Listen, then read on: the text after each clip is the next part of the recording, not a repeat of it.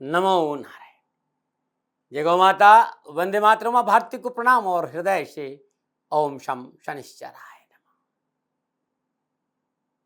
प्रिय मित्रों, साथियों, बहुत से मित्रों का ये सवाल है कि साहब, मन में शांति नहीं है, मन बेचैन बहुत रहता है, परिश्रम मेहनत संघर्ष के बाद भी पीड़ाओं से घिरा रहता है ये मन। सुख और समृद्धि के लिए क्या करें कि मन में शांति आ जाए। 21 मार्च 2022 आज की सक्सेस की और शुभाक्षर। प्रिय दर्शकों, मित्रों और साथियों, कैसे हैं आप सभी लोग। शनिदेव आपकी रक्षा करे, आपका जीवन खुशियों से भरा रहे। शनिदेव के श्री चरणों में मेरी प्रार्थना। हम मनुष्य हैं और हमारे जीवन में समस्या है, लेकिन हमारे लिए हमसे पहले परमात्मा ने हमें आशीर्वाद दिया है ऋषियों के द्वारा। तो समस्या है तो समाधान भी है। हमारे जीवन की हर समस्या का समाधान ऋषियों ने हमें दिया है। आज जो सक्सेस की है वो मन की पीड़ाओं से कैसे मुक्ति मिले और सुख और समृद्धि में कैसे बढ़ोतरी हो, उसको लेकर आया। सक्सेस की और शुभाक्षर ऐसा उपाय है जो हर रोज के नक्षत्र ग्रह गोचर के आधार पर काम करता है। अद्भुत साधना है, अद्भुत उपाय है और ये 90 दिन का उपाय है। ये उपाय खंडित नहीं होना चाहिए। जो उपाय मैं बताता हूं पूर्णतः प्रकृति से जुड़ा उपाय है। प्राकृतिक वस्तुओं को अपने जीवन में उपयोग में लाकर कैसे जीवन को संतुलित किया जाए, ये उपाय आपके लिए बहुत उपयोगी होगा। इसलिए मैंने इस उपाय का नाम रखा है सदा खुश रहो SKR। इस प्रोग्राम में हर रोज एक सक्सेस की और शुभाक्षर बताता हूं जो आपके जीवन को सहज और संतुलित करता है। उपाय 24 घंटे का है। हर रोज 24 घंटे के बाद एक शुभाक्षर और एक सक्सेस की अवश्य आपको बताऊंगा। यह उपाय हर रोज जन्मांक के एक ग्रह को आपको अनुकूल करने का प्रयास करेगा। आपका लगन क्या, आपकी दशा क्या, आपकी राशि क्या, ग्रह नक्षत्रों की स्थिति क्या, भूल जाइए। आप पूरे संसार में कहीं पर भी रहते हो, कोई फर्क नहीं पड़ता। दैनिक गोचर के आधार पर बनाए गए ये उपाय जीवन में लाभ और सफलता अवश्य देगा। बस एक बात का ध्यान कि निरंतरता रहे। 90 दिन नियमित करना है, खंडित नहीं होना चाहिए और धैर्य और संयम चाहिए और प्रेम और विश्वास चाहिए।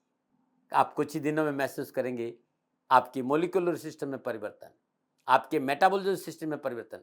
ये अद्भुत उपाय है, आपको रूपांतरण देगा और आपकी हर दर्द हर पीड़ा से छुटकारा आपको दिलाएगा। आज की सक्सेस यानी 21 मार्च सोमवार का दिन पूरे विश्व में जब भी हो ये उपाय जरूर करें। प्रातःकाल नित्य कर्म नियुक्त स्नान उपरांत सर्वप्रथम भगवान शिव के शिवलिंग पर श्रद्धापूर्वक पूजन करें। भगवान शिव का श्रद्धापूर्वक पूजन, धूप दीप नैवेद्य पुष्प और अक्षत अर्पित करें। सुगंधित चंदन की धूप जलाएं। 7 पाठ लिंगाष्टमम। अद्भुत है ये लिंगाष्टम का स्त्रोत, या तो स्वयं करें या फिर सुने। 7 जगह सफेद रुमाल ले, प्रत्येक रुमाल में 125 ग्राम 125 ग्राम मिश्री डालकर पोटली बना दे। 7 पोटलियों को अपने ऊपर से एंटी क्लॉकवाइज 7 बार उसार दे। तत्पश्चात ये पोटली 9 वर्ष की कम आयु की कन्याओं को दान में दे। एक बात ध्यान रखें, आज आप स्वयं किसी सफेद वस्तु का दान नहीं लेना। एक ऐसा उपाय है, बदल देगा आपकी दशा और दशा दोनों ही। नमन बात करते हैं शुभाक्षर उपाय की। सोमवार 21 मार्च 2022 का जो शुभाक्षर है वो सुबह 7 बजे का टाइम है और शुभाक्षर डमरू वाला ड है। प्रातः 7 बजे के आसपास एक सफेद और प्लेन पेपर ले लीजिए जिस पर कुछ लिखा नहीं हो, कोई प्रिंट नहीं हो, उस पर लाल स्याही की पेन से बीचों बीच में ड लिख दीजिए। ध्यान रहे, अक्सर पेपर के बीचों बीच में लिखना है और लिखने का जो टाइम होगा वो 17 सेकंड होगा। 17 सेकंड में शुभाक्षर ड लिखना है, परिपूर्ण श्रद्धा विश्वास प्रेम के साथ। अद्भुत है ये शुभाक्षर ड। 24 घंटा आपके मानस, आपके सबकॉन्शियस माइंड, आपकी चेतना में शुभाक्षर ड रखना चाहिए। जहां आप बैठकर ये पूजा करेंगे चौकी पर शुभाक्षर ड को रख दीजिए। अब आप शुद्ध कंबल के आसन पर बैठ जाइए। सीधे हाथ से विष्णु मुद्रा लगती है। विष्णु मुद्रा में 11 बार अनुलोम विलोम कर लीजिए, यानी प्राण क्रिया कर लीजिए। प्रत्येक श्वास को लंबा और गहरा ले और प्रत्येक श्वास को लंबा और गहरा छोड़े। पहले राइट नॉस्ट्रल को बंद करें और लेफ्ट नॉस्ट्रल से श्वास को भीतर भरे, यानी सीधे नाक के छेद को बंद करें। उल्टे नाक के छेद से श्वास को भीतर भरे और उल्टे नाक के छेद को अनामिका से बंद कर सीधे नाक के छेद को धीरे धीरे श्वास को छोड़ दें। ऐसा 11 बार करें। प्रत्येक श्वास के साथ शुभाक्षर ड होना चाहिए। 11 बार करने के बाद अब आप शांत भाव से, श्रद्धा भाव से भगवान शिव का ध्यान करते हुए कंबल के आसन पे बैठ जाइए। आप नीचे नहीं बैठते तो सोफे पे बैठ जाइए, चेयर पे बैठ जाइए। भूमि पे बैठने का लाभ अद्भुत होगा। अब आप धीरे धीरे धीरे धीरे अपनी पूरे फेफड़ों में श्वास को भरिए।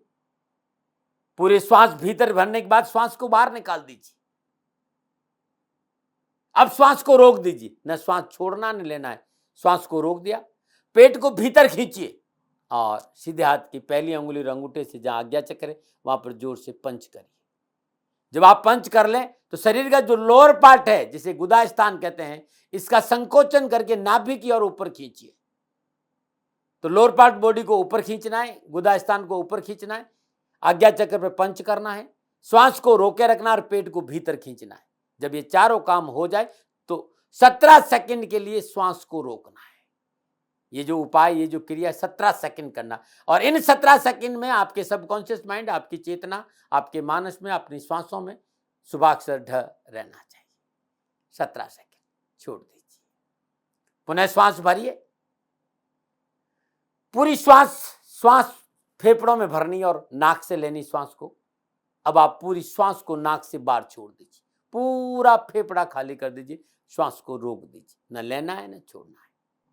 पेट को भीतर खींचिए, आज्ञा चक्र पर पंच करिए, गुदा स्थान को संकोचन करिए और ऊपर की ओर नाभि की ओर खींच के रखिए। तो लोअर पार्ट ऑफ बॉडी को ऊपर खींचा, पेट को भीतर खींचा, श्वास को रोके रखा और आज्ञा चक्र पर पंच। चारों काम जब एक साथ हो जाए तो 17 सेकंड के लिए रुकिए। इन 17 सेकंड में अपनी श्वासों, अपने ऊर्जा, अपने आसपास के वातावरण में, अपने चेतना में, अपने सबकॉन्शियस माइंड में शुभाक्षर ड को रखना है। 17 सेकंड छोड़ दीजिए। तो 17 second, 17 second, 17 second, 17 second, 68 second, यानी 1 मिनट 8 सेकंड ये उपाय करना है। ये पहला उपाय है, ये पहला चरण है।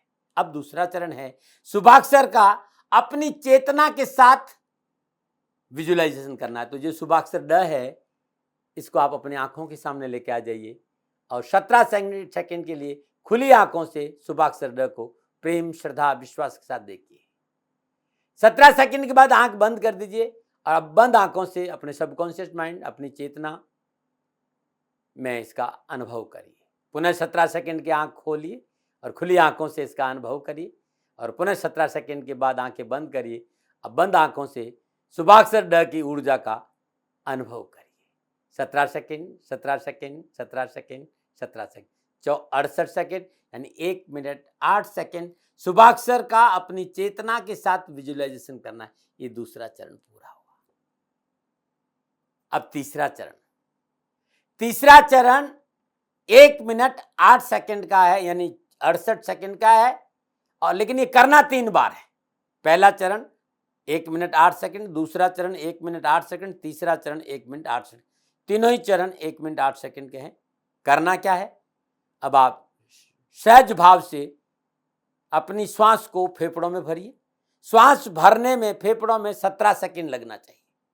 अब 17 सेकंड के लिए श्वास को फेफड़ों में रोकिए।